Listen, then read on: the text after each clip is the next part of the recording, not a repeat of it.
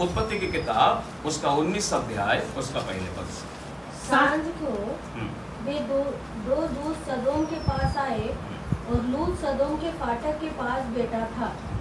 उनको देखकर वह उनसे भेंट करने के लिए उठा और मुंह के बल झुककर दंडवत कर कर कहा, हे मेरे प्रभुओ, अपने दास के घर में पधारिए और रात भर विश्राम कीजिए और अपने पांव धोइए, फिर भोर को उठकर अपने मार्ग पर जाइए। उन्होंने कहा, नहीं, हम चौक ही में रात बिताएंगे। पर उसने उनसे बहुत विनती करके उन्हें मनाया, इसीलिए वे उसके साथ चलकर उसके घर में आए और उसने उनके लिए भोजन तैयार किया और बिना खमीर की रोटियां बनाकर उनको खिलाई। ओके। बाइबल कहती है बिना खमीर की रोटियां बनाकर लूत ने उन दूतों को खिलाई। यहाँ पर हम देखते हैं दो दूत लोग सदोम में आए और ये वही दूत हैं जब परमेश्वर और ये दोनों दूत अब्राहम से बातें कर रहे थे सदोम अमोरा को नाश करने के विषय में। तब अब्राहम ने प्रार्थना किया था कि परमेश्वर, यदि सदोम अमोरा में 10 धर्मी भी पाए जाएं तो क्या तू उनको भी नाश कर देगा? तब परमेश्वर ने कहा था, नहीं, मैं उन्हें छोड़ दूंगा। तो बाइबल कहती है परमेश्वर वही अब्राहम के सामने रह गया और अब्राहम परमेश्वर से बातें करता रहा, परंतु ये दो दूत जो थे वो सदोम में आ गए और सदोम में आकर ये लूत के पास में आए और लूत ने जब इनको देखा तो लूत ने इनसे विनती की कि हमारे घर में चलो। ये लोग बोले, नहीं, हम सराय में ही रुकेंगे। परंतु लूत ने उनके ऊपर दबाव बनाया, उनसे विनती की कि हम सराय में तुम्हें रुकने नहीं देंगे, हमारे घर में आकर रुको, हमारे घर में आकर ठहरो। और लूत ने, बाइबल ऐसे बतलाती है, उन दोनों दूतों के लिए भोजन तैयार किया और उन्हें भोजन खिलाया। आगे की स्टोरी आपको मालूम होगी। बाइबल ऐसे बतलाती है कि सदोम के बूढ़ों से लेकर बच्चों तक ने इस घर को क्या कर लिया? घेर लिया। क्यों घेर लिया?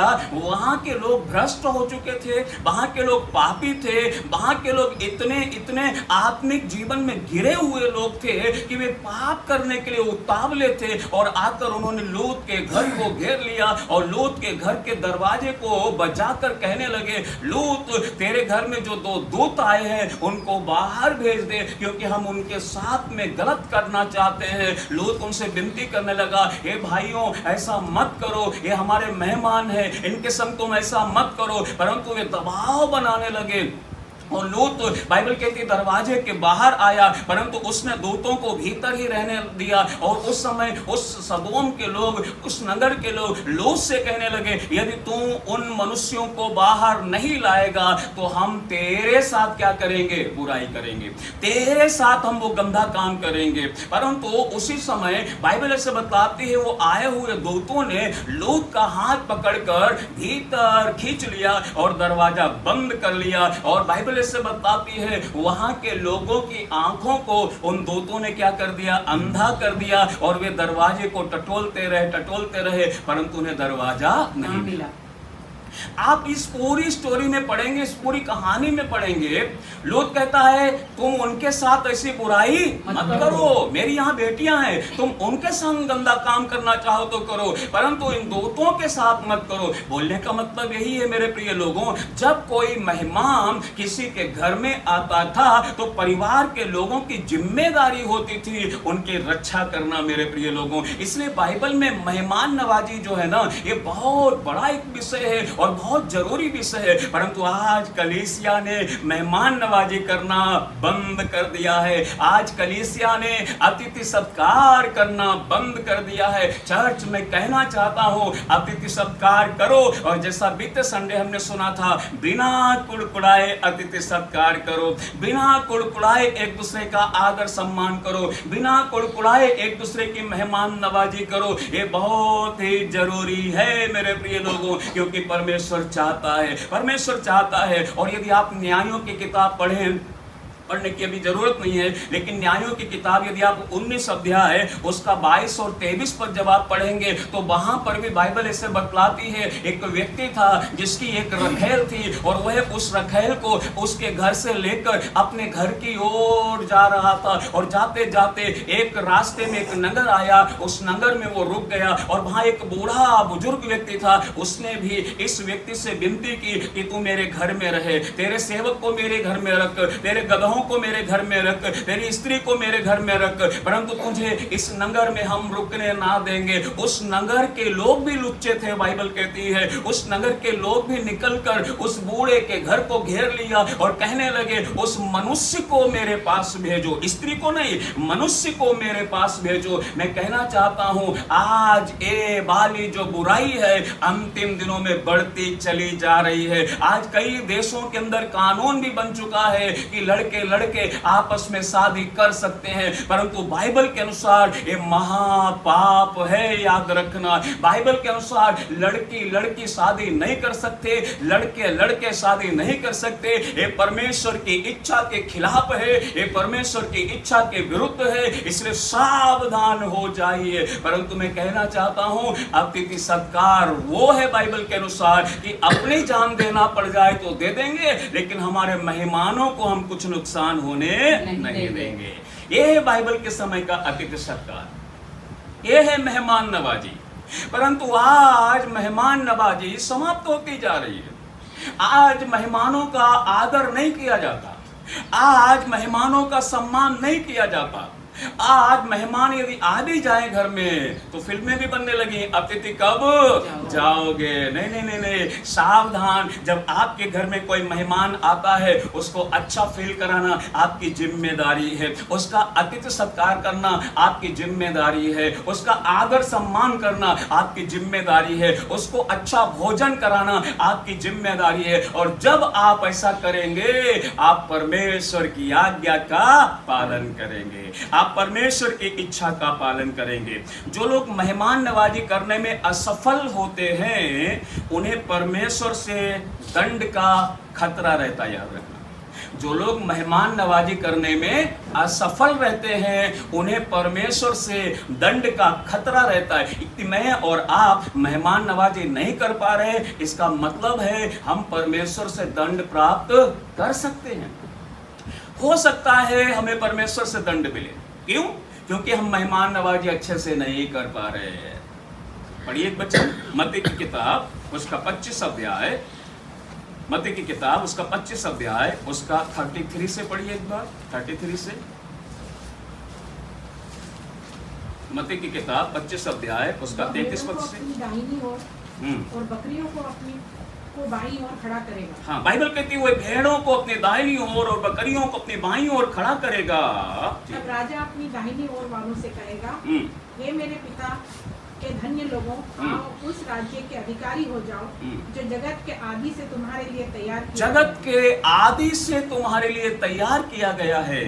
जी, क्योंकि मैं भूखा था और तुमने मुझे खाने को दिया, मैं प्यासा था और तुमने मुझे पानी पिलाया, मैं परदेशी था और तुमने मुझे अपने घर में ठहराया, मैं नंगा था और तुमने मुझे कपड़े पहनाए, मैं बीमार था और तुमने मेरी सुधि ली, मैं बंदीगृह में था और तुम मुझसे मिलने आए। यीशु कहता है मैं नंगा था, तुमने मुझे कपड़े पहनाए, मैं भूखा था, तुमने मुझे खाना खिलाया, मैं बंदी गृह में था, तुम मुझसे मिलने के लिए आए। तब आगे लिखा है धर्मी लोग कहेंगे, प्रभु हमने तुझे कब नंगा जाना, हमने तुझे कब भूखा जाना, हमने तुझे कब बंदी गृह में देखा। प्रभु कहेगा तुमने जो इन छोटों से छोटों के साथ किया है वह मेरे साथ किया है। और आगे लिखा है जो अधर्मी लोग हैं उनसे प्रभु कहेगा तुमने मुझे भोजन नहीं कराया, तुमने मुझे कपड़े नहीं पहनाए, जब मैं बंदी गृह में था तुम मुझसे मिलने के लिए नहीं आए। अधर्मी लोग पूछेंगे प्रभु हमने कब तुझे ऐसा जाना। उस समय यीशु कहता है जो कुछ तुमने इन छोटों से छोटों के साथ नहीं किया वो मेरे साथ भी नहीं किया, और उसका दंड वो लोग पाएंगे। यदि आप इसी अध्याय में इसका 46 पढ़ें तो और ये 46 अनंत दंड भोगेंगे। बाइबल कहती है ये लोग अनंत दंड भोगेंगे। जो लोग मेहमान नवाजी नहीं करते, याद रखना, वो लोग अनंत दंड भोगेंगे। इसलिए मेहमान नवाजी बहुत जरूरी है, अतिथि सत्कार बहुत जरूरी है। यदि अनजान व्यक्ति भी आपके घर में आ जाए तो मैं तो बोलता हूं उसको भी पानी पिलाकर भेजना चाहिए, उसको भी चाय बनाकर पिलाकर भेजना चाहिए। कोशिश करना चाहिए कि हम उसका अतिथि सत्कार कर सकें, उसका आदर कर सकें, उसका सम्मान कर सकें। क्यों? क्योंकि ये बाइबल हमें सिखलाती है। लेकिन जो मेहमान नवाजी करने में पिछड़ जाते हैं या मेहमान नवाजी अच्छे से नहीं करते हैं, उनके लिए दंड मिलना हो सकता है, मिल जाए मेरे प्रिय लोगों। इसीलिए हम सतर्क रहना चाहिए, हम सावधान रहना चाहिए, हम मेहमान नवाजी करना चाहिए। आज कलीसियाओं के अंदर और परिवारों के अंदर और समाज के अंदर ये मेहमान नवाजी का जो चलन है, जो परंपरा है, जो रीति और रिवाज है, वह समाप्त होता जा रहा है। और एक वचन पढ़िए, गलातियों की किताब उसका 6 अध्याय उसका 10 पद। गलातियों की किताब उसका 6 अध्याय उसका 10 पद एक बार। इसीलिए जहाँ तक अवसर मिले, बाइबल कहती है जहां तक क्या मिले, अवसर मिले, जहां तक अवसर, आप सबको अवसर मिलता है मेहमान नवाजी करने का अवसर, आप सबको अवसर मिलता है आदर सम्मान करने का अवसर। इसलिए बाइबल कहती है इसीलिए जहां तक अवसर मिले हम सबके साथ भलाई करें। हम किसके साथ भलाई करें? सबके साथ सबके भलाई साथ, करें। सबके साथ, चाहे छोटा हो चाहे बड़ा हो, चाहे गरीब हो चाहे अमीर हो, चाहे अपना हो चाहे पराया हो, चाहे संसार का हो चाहे कलीसिया को हो, कोई भी क्यों ना हो, जहां तक हो सके बाइबल कहती है हम सबके साथ भलाई करें, विशेष करके लेकिन विशेष करके विश्वासी भाइयों के साथ, विश्वासी लोगों के साथ, विशेष करके विश्वासी लोगों के साथ भलाई करें। अच्छी बात है गैर विश्वासियों के साथ भलाई करना, लेकिन उससे अच्छी बात है विश्वासी भाई बहनों के साथ भलाई करना। जरूरी है ना, बहुत जरूरी है। कलीसिया के यदि कोई दुखी हैं तो हम उनके साथ भलाई करने की कोशिश करें। हमारा अगुआ यदि परेशान है भलाई करने की कोशिश करें, एक दूसरे के साथ भलाई करने की कोशिश करें। यदि हम ऐसा करेंगे तो हम परमेश्वर की आज्ञा का पालन करेंगे मेरे प्रिय लोगों। इसलिए पौलुस कहता है विशेष करके विश्वासी लोगों के साथ क्या करो? भलाई करो। कई बार हमने देखा होगा विश्वासी लोगों के साथ विश्वासी भलाई नहीं करते, बाकी पूरे संसार में भलाई करते घूमते हैं। नहीं नहीं नहीं, हो सके तो विश्वासी लोगों के साथ भलाई करो, उनके लिए प्रार्थना करो, उनकी मदद करो, उनकी सहायता करो, जो कुछ आपसे बन पड़े करने का प्रयास करो। और मैं ये भी बोलना चाहता हूं इसके साथ में, यदि आपको जरूरत है सहायता की तो ही आप सहायता मांगो। यदि आपको जरूरत नहीं है आप जबरदस्ती की सहायता मत लो जब आपको नहीं चाहिए। हो सकता आपने जो सहायता ले ली उसको किसी और को जरूरत थी, उसको मिलना चाहिए थी, इसलिए आप उस समय जब आपको सहायता की जरूरत नहीं है तो नहीं लेना चाहिए, लेकिन अगर है तो लेना चाहिए। इसलिए बाइबल कहती हो सके तो अपने विश्वासी भाई बहनों के साथ क्या करो? भलाई करो, भलाई करो। एक और वचन पढ़िए, पहला तीमुथियुस की किताब उसका 3 अध्याय उसका 2 पद। पहला तीमुथियुस की किताब उसका 3 अध्याय उसका 2 पद। यह आवश्यक है, यह जरूरी है कि अध्यक्ष निर्दोष अध्यक्ष लीडर, बाइबल कहती निर्दोष और एक ही पत्नी का पति, और एक ही पत्नी का बाइबल कहती है पति हो। 2-2 3-3 4-4 नहीं चाहिए, है ना। लीडर को, अध्यक्ष को बहुत जरूरी है। यदि आप सेवा करने वाले सेवक हैं, यदि आप कलीसिया में ऊंचे पद पर हैं, यदि आप स्वयं पास्टर हैं या आप अध्यक्ष हैं, आपके लिए बहुत जरूरी निर्देश है एक ही पत्नी का पति हो, एक ही पति होना चाहिए, एक ही पत्नी होना चाहिए। ये बहुत जरूरी है। परंतु आज चलन चल दिया है, ढेर सारी पत्नियां हैं, ढेर सारा पति। आपको बताऊं मैं, ये शैतान की चाल है। शैतान ये चाहता है कि जब यीशु मसीह आए तो कोई निर्दोष ना रहे, हर एक जन पाप में गिर जाए, ताकि जब यीशु बादलों पर आए तो उसके साथ कोई उठाया ना जाए। शैतान जो है वह मानव जाति को भ्रष्ट करना चाहता है, इसलिए ऐसी बहुत सारी चीजें चल रही। आज तो कई अध्यक्ष लोग 2-2 3-3 पत्नियां किए हुए हैं, लेकिन बाइबल ये बतलाती है अध्यक्ष निर्दोष हो, एक ही पत्नी का पति हो जी, संयमी और संयमी हो, सुशील हो, सभ्य हो, अतिथि सत्कार करने वाला, और अतिथि सत्कार करने वाला। अध्यक्ष भी अतिथि सत्कार। कलीसिया कैसे सीखेगी? अध्यक्ष तो कर ही नहीं रहा अतिथि सत्कार। अध्यक्ष के घर में कोई आया तो चाय का भी नहीं पूछता है अध्यक्ष के घर में कोई आया तो पानी का भी नहीं पूछ रहा है। अध्यक्ष ऐसे से बने बैठे हैं कि उसके लेवल का आएगा तो चाय पिलाएंगे, नीचे वाला आ गया तो नहीं पूछेंगे। नहीं नहीं नहीं, चाहे छोटा है चाहे बड़ा है, अध्यक्ष उसके परिवार को, हर व्यक्ति का आतिथ्य सत्कार करना चाहिए। हर व्यक्ति को चाय पानी पूछना चाहिए। यदि कोई धनवान आता है तो हम देखो नाश्ते के टेबल सजा देते हैं, लेकिन कोई अगर गरीब आ गया तो चाय का भी नहीं पूछते। नहीं, परमेश्वर लेखा लेगा, याद रख लेगा। इसलिए अध्यक्ष का परिवार अतिथि सत्कार करने वाला होना चाहिए। परिवार का हर सदस्य अतिथि सत्कार करने वाला होना चाहिए, हर किसी का आदर करने वाला होना चाहिए। इसलिए बाइबल कहते हैं अध्यक्ष कैसा होना चाहिए? अतिथि सत्कार करने वाला होना चाहिए। हम इसमें आगे बढ़ते हुए देखें तो अगुओं का भी अतिथि सत्कार करना चाहिए। ये बाइबल में बतलाती है। पढ़िए वचन दूसरे राजा की किताब उसका 4 अध्याय उसका 8 पद। दूसरे राजा की किताब उसका 4 अध्याय उसका 8 पद पढ़िए।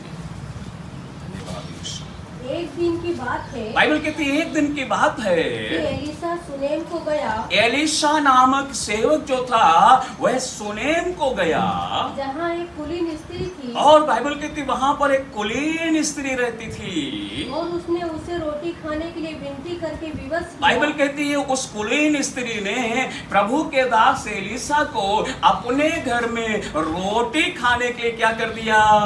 रोटी खाने के लिए क्या किया? और विवश कर दिया। विनती करने लगी, प्रभु मेरे घर में चल, रोटी खा, वहीं रुक, वहीं ठहर, तू लंबी यात्रा करके आया है, मैं इसे जाने नहीं दूंगी, तू यहोवा का सेवक है, तू यहोवा का दास है, मैं तुमसे विनती करती हूँ। ओ दास ने बोला होगा रहने दे बहन, मुझे भी टाइम नहीं है, मुझे आगे की यात्रा करना है, मैं रुकना नहीं चाहता। मुझे नहीं मालूम क्या क्या बोला होगा, लेकिन हो सकता है सब कुछ बोला होगा, लेकिन इस महिला ने उसको विवश कर दिया। बाइबल कहती है कि मेरे घर में चल और रोटी खा।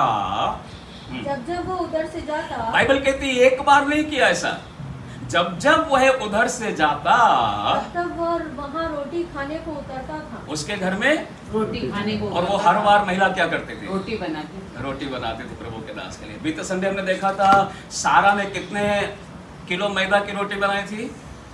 लगभग 20-21 किलो मैदा की क्या बनाई थी?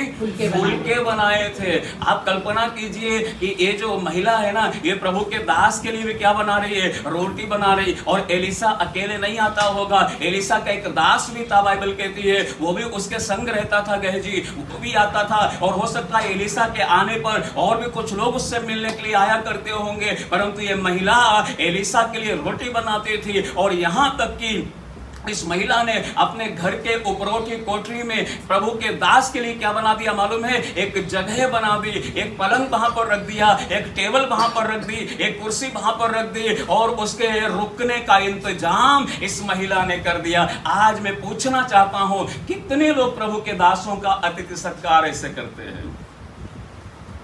मेरे प्रिय लोगों, ये अतिथि सत्कार करने का परंपरा ये समाप्त होती जा रही है। आज प्रभु के दासों का अतिथि सत्कार लोग नहीं करते, कलीसिया नहीं करती। इस महिला ने विवश कर दिया प्रभु के दास को, नहीं मेरे घर में चलो। और आपको मालूम है जब इस महिला ने विवश कर दिया, एलीशा उसके यहाँ ठहरा, और एलीशा ने अपने दास गहजी से पूछा इस महिला को क्या जरूरत है? ओ दास बोलता है प्रभु इसके पास बच्चा नहीं है, इसके पास बच्चा नहीं है, शादी तो हो गई, पति तो है, लेकिन बच्चा नहीं है। उसने महिला को बुलाया, बहन आगे आ जाओ, मैं तुम्हारे लिए प्रार्थना करना चाहता हूँ, मैं जिस खुदा की सेवा करता हूँ वो परमेश्वर तुम्हें संतान देगा। महिला बोलने लगी प्रभु हमें दुख ना दे, अरे इतनी उम्र हो गई है अभी तक बच्चा नहीं मिला, कोई बात नहीं है, तुम तो हमारे अच्छे स्वास्थ्य के लिए प्रार्थना कर, मेरे पति जिंदा रहे उसके लिए प्रार्थना कर। एलीशा बोला नहीं, मैं तुझसे कहता हूँ यहोवा तुझे संतान देगा। और बाइबल कहती परमेश्वर ने उस महिला को संतान दे दी। हालेलुया। चर्च, जब हम अतिथि सत्कार करते हैं, प्रभु के दासों का अतिथि सत्कार करते हैं, परमेश्वर आपके लिए अद्भुत काम करना शुरू कर देता है। लेकिन आज मैं फिर कहना चाहता हूं अतिथि सत्कार समाप्त होते जा रहा है। एक और वचन पढ़िए, उसके बाद एक वचन और बढ़कर हम प्रार्थना करेंगे। प्रेरितों के काम की किताब उसका 16 अध्याय उसका 15 पद भी पढ़िए। प्रेरितों के काम की किताब उसका 16 अध्याय उसका 15 पद पढ़िए। जब उसने अपने घराने समेत हाँ। बपतिस्मा लिया। बाइबल कहती है यहाँ पर लूदिया नामक एक स्त्री पाई जाती है जो बैंजनी वस्त्र बेचती है। और बाइबल कहती है जब पौलुस उस नगर के किनारे जाकर अर्थात एक नदी के किनारे जाकर उनसे बातें करने लगा तब उस महिला का मन परमेश्वर ने खोल दिया। बाइबल कहती है उस स्त्री का मन खुल गया और जब उस स्त्री का मन खुल गया तो उसने अपने घराने समेत क्या लिया? बपतिस्मा लिया। याद रखना जब हमारा मन खुल जाता है प्रभु के प्रति हम बपतिस्मा लेने में देर नहीं करते। आज कितने लोग देर कर रहे हैं बपतिस्मा लेने में? मैं कहना चाहता हूं बपतिस्मा लेने में देरी मत कीजिए। यदि यीशु आज आ गया तो आप कहां होंगे? याद रखिए, इसलिए खुदा की आज्ञाओं को मानिए। बाइबल कहती है जब परमेश्वर ने उस महिला का मन खोल दिया तो उसने अपने घराने समेत बपतिस्मा लिया। तो उसने हमसे विनती की। और पौलुस कहता है उस महिला ने, उस स्त्री ने, उस बहन ने हमसे विनती की, यदि तुम मुझे प्रभु की विश्वासिनी समझते हो, यदि तुम मुझे प्रभु की दासी समझते हो तो चलकर मेरे घर में रहो। चलकर मेरे घर में रहो। और वह हमें हाँ। मनाकर ले गई। बाइबल कहते हैं हमें मनाकर विवश कर अपने घर में ले गई। देखो पहले प्रभु के दासों को ऐसे अपने घर में ले जाते थे सत्कार करने के लिए। आज कलीसिया घर में नहीं ले जाती है। आज कलीसिया बोलती है आना है तो आओ नहीं तो हम दूसरे के पास चले जाएंगे। इतनी नाराज रहती कलीसिया अतिथि सत्कार करने के लिए प्रभु का दासों का। इसलिए कई बार आज काम नहीं होते मेरे प्रिय लोगों, प्रार्थनाएं सुनी नहीं जाती मेरे प्रिय लोगों। प्रभु जो अद्भुत काम करना चाहता है वो कर नहीं पाता है। क्यों? क्योंकि हम परमेश्वर के वचन के अनुसार नहीं चलते। हम सुनते तो हैं, हम पढ़ते तो हैं, लेकिन हम मानते नहीं, वैसा करते नहीं। अभी हमने पढ़ा किस तरह के महिला पौलुस को और उसके संगी साथियों को मनाकर बाइबल कहती है अपने घर ले में गए। कैसे ले गई? मनाकर ले गई। कलीसिया तो आज के समय में अगुओं को धमकी देकर बुलाती है मनाकर नहीं बुलाती। आसर आप आ रहे कि नहीं आ रहे? बहुत दिन हो गए आप आए नहीं तो दूसरा आ जाएगा। धमकी देकर बुलाते हैं। लेकिन बाइबल कहती है तो मनाकर प्रभु के भक्तों को अपने घर ले गई। और जब घर ले गई होगी उसने पांव धुलवाए होंगे, घर ले गई होगी उसने खाना बनाकर खिलाया होगा, घर ले गई होगी उसने वहां ठहरने के लिए प्रबंध किया होगा और जरूर परमेश्वर ने उस महिला को आशीष दिया। मेरे प्रिय लोगों, जब मन खुल जाता है तब हम अतिथि सत्कार करना शुरू कर देते हैं। यदि मन नहीं खुला हम अतिथि सत्कार नहीं करेंगे। एक आखिरी बात बताकर हम प्रार्थना करने जा रहे हैं। अभी तक हमने पिछले संडे से देखा अतिथि सत्कार करना कितना जरूरी है वचन के अनुसार। आपको समझ में आ गया होगा अतिथि सत्कार करना चाहिए। और कैसे करना है? बिना कुड़कुड़ाए। कैसे करना है? बिना कुड़कुड़ाए। हमेशा याद रखना, भूलना मत ये वचन, है ना? बिना कुड़कुड़ाए। एक आखिरी पॉइंट पर मैं आपसे बात करना चाहता हूं। अतिथि सत्कार किसका नहीं करना चाहिए? किसका नहीं? सबका नहीं करना चाहिए। जो करने के योग्य हैं उन्हीं का करना चाहिए, परंतु सबका अतिथि सत्कार नहीं करना चाहिए। कई बार होता है ना, बाइबल कहती है जिससे डरना चाहिए उससे डरो, जिसका आदर करना चाहिए उसका आदर करो। सबका मत करो, सबका मत करो। मान लो थोड़ी देर के लिए गधा सामने खड़ा है और हम जाकर उसका आदर कर रहे हैं, है ना? गधा भी खुश हो जाएगा।